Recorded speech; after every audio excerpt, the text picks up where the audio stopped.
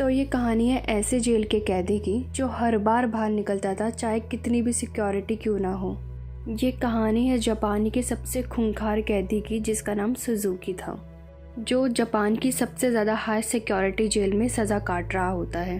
वहाँ पे घूम रहे सिक्योरिटी गार्ड के जाने के बाद सुजुकी एकदम से मुस्कुराया और अपना एक टूटा दांत बाहर निकाला। कुछ देर बाद गार्ड्स फिर से चेकिंग करने के लिए आए, लेकिन इस बार सुजुकी फरार हो चुका था।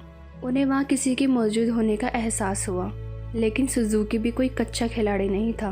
वह बिना आवाज़ किए रोशनी से बचते हुए इधर से उधर करता रहा। जब गार्ड ने आइसोलेशन सेल्स की चेकिंग की तब उन्हें पता चला कि सुजुकी वहाँ से भाग चुका है। तब उन्होंने तुरंत बाकी के गार्ड्स को बुलाया और देखते ही देखते वहाँ भीड़ इकट्ठा हो गई।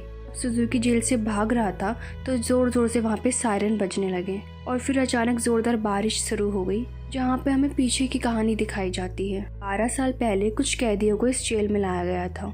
उनमें से एक सुजुकी भी था, जो कि वहाँ 10 साल की सज़ा काटने आया था। क्योंकि वह कभी बोलता नहीं था तो सबने मान लिया था कि वह गूंगा है। उसकी छाती पर माउंट वीजी का उल्टा टैटू भी था और सुजुकी उस वक्त भी जेल से भागने के लिए बहुत मशहूर था और अब तक 3 बार ऐसा कर भी चुका था। जिसके बाद सुजुकी को एक छोटे से कमरे में लाया गया जहाँ सिर्फ एक रोशनदान था। उसने रोशनदान को ध्यान से देखा और उसके दिमाग में ज़रूर कुछ चल रहा था। और बाहर जेल के गार्ड्स ने मिस्टर कैनेमुरे से कहा कि इस बार सुजुकी बिल्कुल नहीं भाग पाएगा, लेकिन जैसे उसने शीशे से देखा सुजुकी तो पहले से ही भाग चुका था। फिर वार्डन ने पूरे शहर को घेरने के आदेश दिए ताकि सुजुकी किसी भी हालत में बच ना पाए, लेकिन गार्ड्स ने तो उसे 20 ही मिनट में पकड़ लिया। पता नहीं क्यों पर सुजुकी ट्रेन की पटरियों में सीधा भागता जा रहा था, जिसके बाद उसे फिर से उसी कमरे में कैद कर दिया गया, लेकिन इस बार उसके हाथों में हथकड़ियाँ थी। और जब गार्ड ने अंदर झाँक कर देखा तो सुजुकी मुंह में चादर ओढ़े सो रहा था। गुस्से में उस गार्ड ने सुजुकी से चादर हटाने के लिए कहा, क्योंकि वो इस बार कोई चांस नहीं लेना चाहते थे। लेकिन जब उसने बार बार कहने पर भी चादर नहीं हटाई तो गार्ड्स ने मिलकर उसकी बुरी तरीके से पिटाई की। अगले दिन वार्डन ने सुजुकी के सारे पुराने रिकॉर्ड्स निकाले और फिर ध्यान से पढ़ने में उसको पता चला कि जब भी सुजुकी भागता है तो वो हमेशा ट्रेन की पटरियों पर ही पकड़ा जाता है। रात को वार्डन गार्ड के साथ चेकिंग में निकला। वे सुजुकी की सेल में पहुंचकर हैरान रह गए, क्योंकि उसने किसी तरह अपनी हथकड़ियाँ खोल दी थी। फिर गुस्से में गार्ड्स ने उसे मारते हुए पूछा कि तुमने कैसे खोली हथकड़ियाँ, लेकिन हमेशा की तरह सुजुकी इस बार भी चुप रहा और एक बार फिर से उसकी जमकर धुलाई हुई। एक दिन सुजुकी एक छोटी सी तार से खेल रहा था, जिसे वह किसी तरह छुपाकर जेल के अंदर ले आया था। और अब सवाल ये उठता है कि वह इस तार को अंदर लाया कैसे? मुंह में छुपा के? नहीं, गू में छुपा के। और इसी तरीके से वह अपनी हथकड़ियाँ खोला करता था। फिर वार्डन एक दिन एक हफ्ते की छुट्टी के लिए अपने घर चला गया। अब सुजुकी के पास भागने के लिए बहुत अच्छा मौका था। उसने फिर अपनी तार निकाली और ताला खोलने की कोशिश की। फिर तभी वहाँ पे गार्ड चेकिंग के लिए आ गया। उसने गौर किया कि सुजुकी फिर से चादर से अपना मुंह ढक के सो रहा था, पर इस बार गार्ड बिना उसे कुछ कहे वहाँ से चला गया। पर हकीकत तो ये थी कि सुजुकी अंदर था ही नहीं। वह तो ऊपर चढ़कर छत पर छिपा बैठा था। वह जेल से भागने के लिए सही मौके की तलाश में था।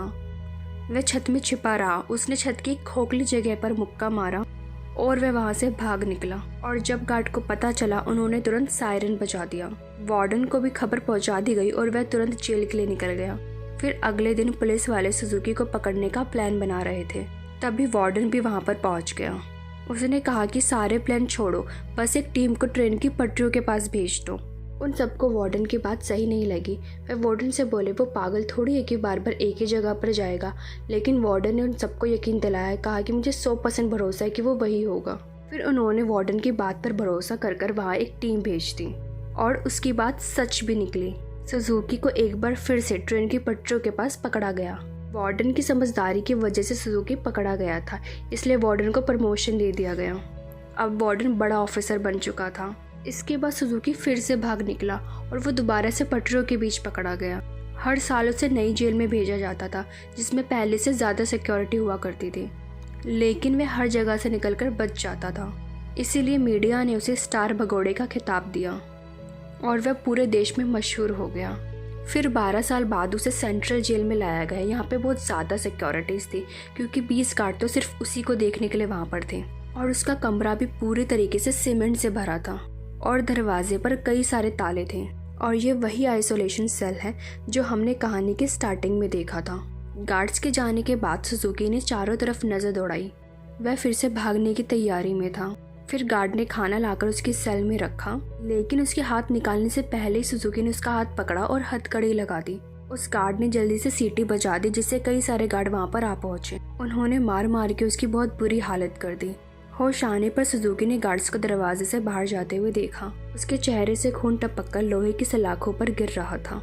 फिर अगली सुबह आकर गार्ड्स ने सुजुकी की हथकड़ियों में और पेच कसा, ताकि इस बार वे अपनी हथकड़ियां ना खोल पाए। जाने से पहले वे सुजुकी की दोबारा से धुलाई करके गए और फिर इसी तरीके से सुजुकी के दिन बीत रहे थे। ऐसे ही वह गार्ड्स को रोज मारता, उनसे पंगे लेता, फिर गार्ड्स वापस से उसको मारते और अपना खून वह लोहे की सलाखों पर टपकाता जा रहा था। और एक दिन गार्ड्स ने उसे इतना मारा कि उसका एक दांत टूट गया, लेकिन सुजुकी ने उसे उठा लिया और उसे देख के वह अजीब तरीके से मुस्कुराने लगा और देखने में ऐसा लग रहा था कि ये सब उसके प्लान का ही हिस्सा है। इसके बाद सुजुकी दीवार पर अपने दांत से कुछ बनाने लगा और हफ्तों बाद सुजुकी ने एक गार्ड पर फिर से हमला कर दिया, जिसके बाद उसको सबसे ज्यादा खतरनाक सजा दी गई। उन्होंने उसे लंबी जंजीर से बांध कर ऊपर लटका दिया। ऐसे ही 1 साल बीत गया और सुजुकी अभी भी सजा काट रहा था। उसकी हालत बहुत ज्यादा बुरी हो चुकी थी। उसका शरीर गलने लगा था और उसके घाव पर कीड़े पड़ चुके थे। आखिरकार उस शाम गार्ड्स ने आकर उसकी जंजीरें खोल दी। पूरे 1 साल बाद उसे चैन की सांस आई थी। तभी वह पुराना वार्डन वहां पे जांच करने पहुंचा। उसने आइसोलेशन सेल में जाके देखा कि सुजुकी की हालत बहुत ज्यादा खराब थी, लेकिन वह उसे नजरअंदाज करके वहां से चला गया। इसके बाद वही रात आई जहाँ से कहानी की शुरुआत हुई थी। जब बाहर बिजली कड़कने लगी तो सुजुकी ने अपने प्लान को अंजाम दिया। उसने अपना दांत निकाला और हथकड़ियों के पेच खोलने लगा। असल में सुजुकी अपने दांत से कुछ बना नहीं रहा था। वह दीवार में अपने दांत को घसीट घसीट कर नुकीला कर रहा था, ताकि वह अपनी हथकड़ियां खोल पाए। हथकड़ियों को खोलने के बाद उसने गेट में जाके लोहे की सलाखों को धक्का देना शुरू किया। लगातार खून टपकने की वजह से सलाखों पर जंग लग चुका था। कुछ ही पलों में सलाखें टूट गई और सुजुकी वहां से फरार हो गया। इसके बाद सुजुकी की जन्म की कहानी बताई गई। उसके पैदा होते ही उसकी माँ की मौत हो गई थी और उसका बाप जेल में सड़ रहा था। इसी वजह से वह अपने रिश्तेदारों के घर पला बढ़ा। और एक बार सुजुकी जंगल में प्रैक्टिस कर रहा था जब उसे दूर से एक आदमी आता दिखाई दिया। ये और कोई नहीं, उसका बाप था। उन्होंने कुछ देर बात की, तभी उसने अपने पापा की छाती पर माउंट फिजी का उल्टा माउंटेन देखा। फिर बदकिस्मती से वहाँ कुछ पुलिस वाले आ गए जो सुजुकी के पिता को पकड़ना चाहते थे। वो उन्हें देखकर रेल की पटरियों पर सीधा सीधा भागने लगा और उसी दिन सुजुकी ने कसम खाई कि एक न एक दिन वो अपने पिता से जरूर मिलेगा। अब वर्तमान सीन पर सुजुकी फिर से जेल से फरार होकर उस पटरियों पर सीधा सीधा भाग रहा था। मिस्टर कानीमुरा ने, उस वार्डन ने उसे पीछे से रुकने की आवाज दी और हैरानी की बात तो ये थी कि वह रुक भी गया। कुछ ही देर पर गार्ड्स की टीम आकर उसे पकड़कर ले गई। देश की सबसे बड़ी सिक्योरिटी की सेल भी उसे नहीं रोक पाई, इसलिए मिस्टर कानीमुरा ने उसे देश की सबसे ज्यादा खतरनाक जेल प्रिजन आइली में जाने के आदेश दिए। प्रिजन आइली किसी मामूली जेल की तरह नहीं थी। वह समुद्र के बीचों बीच बनी थी, जहाँ लगातार पानी का बहुत तेज बहाव रहता था। और सबसे ज़रूरी बात, वहाँ ट्रेन की पटरियाँ बिल्कुल नहीं थी और समुद्र पूरा शार्क से भरा हुआ था, इसलिए वहाँ से भागकर बच निकलना बिल्कुल नामुमकिन था। जेल के अंदर के हालात भी इतने ही खतरनाक थे। पूरी जेल में चारों तरफ हजारों गार्ड्स थे और अगर कोई कैदी भागने की कोशिश करता तो उसे देखते ही गोली मार देने के ऑर्डर थे। जब सुजुकी वहाँ पे पहुंचा, तुरंत उसको उसकी सेल में बंद कर दिया गया।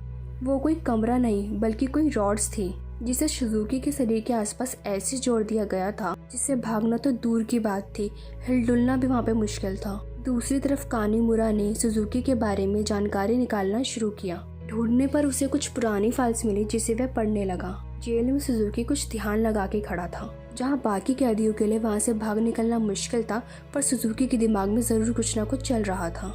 उसने अपने दोनों कंधों को डिसलोकेट कर दिया और धीरे धीरे सिकुड़ कर वह बाहर निकलने लगा। और एक कैदी ने उसे ऐसा करते हुए देख लिया, लेकिन वह नशे में था और कुछ बोल नहीं पाया। दूसरी तरफ कानीमुरा अभी भी अपनी रिसर्च कर रहा था। वैसे ही जेल के सायरन बजने लगे, लेकिन परेशान होने की बजाय जेल का वार्डन खुश हो गया, क्योंकि वहाँ से बच निकलने का कोई रास्ता था ही नहीं। ऊपर से सारे गार्ड्स को एक कैदी को आज गोली मारने का मौका मिलेगा। मिस्टर कानीमुरा ने उसे समझाने की कोशिश की कि सुजुकी कोई आम कैदी नहीं है, लेकिन वार्डन ने उसकी बात को नजरअंदाज कर दिया। अगली सुबह गार्ड्स को बंदूकें देकर पूरे आइलैंड में फैला दिया गया। वार्डन अपने आदमियों को कुछ समझा रहा था, कि वहाँ मिस्टर कानीमुरा आ गया। ने वार्डन को बताया कि सुजुकी असल में अपने बाप को ढूंढने आया है, जो कि इसी आइलैंड में कैद है। जिसे सुनने के बाद सब शॉक्ड रह गए और तभी सुजुकी की असलियत का खुलासा हुआ। असल में अभी तक जो कुछ भी हुआ वो सुजुकी के प्लान का एक हिस्सा था। वह बार बार जेल से भागकर जानबूझकर पकड़ा जाता था ताकि वे आखिरकार प्रिजन आइल तक पहुंच सके। उसका असली मकसद था अपने पिता को आज़ाद करवाना। आखिरकार वे अपने पिता से मिला। वह दोनों इतने सालों बाद एक दूसरे को देखकर खूब रोए, लेकिन मिस्टर कानीमुरा और बाकी के गार्ड्स वहीं पर आ रहे थे, पर उनके पहुंचने से पहले ही सुजुकी अपने पापा के साथ वहां से गायब हो गया। सुजुकी अपने पिता को आइलैंड के छोर तक ले आया। उसने पहले से ही वहां पर एक पैराग्लाइडर तैयार कर रखा था। दोनों पैराग्लाइडर पर चढ़े और दूर उड़ गए। दूसरी तरफ मिस्टर कानीमुरा ने एक बूढ़े आदमी से बात करने की कोशिश की जो सुजुकी के पिता के साथ ही वहाँ पे कैद था। तभी उसने माउंट फीजी का एक टैटू उस आदमी की छाती पर देखा। इसका सीधा मतलब ये था कि इतनी सालों की कड़ी मेहनत के बाद भी सुजुकी एक गलत आदमी को लेकर भाग गया। और इसी के साथ यहीं पर मूवी खत्म हो गई। अगर आप लोगों को मेरी मूवी एक्सप्लेनेशन अच्छी लगी हो तो प्लीज़ मेरे चैनल को सब्सक्राइब कर देना। And thank you for watching.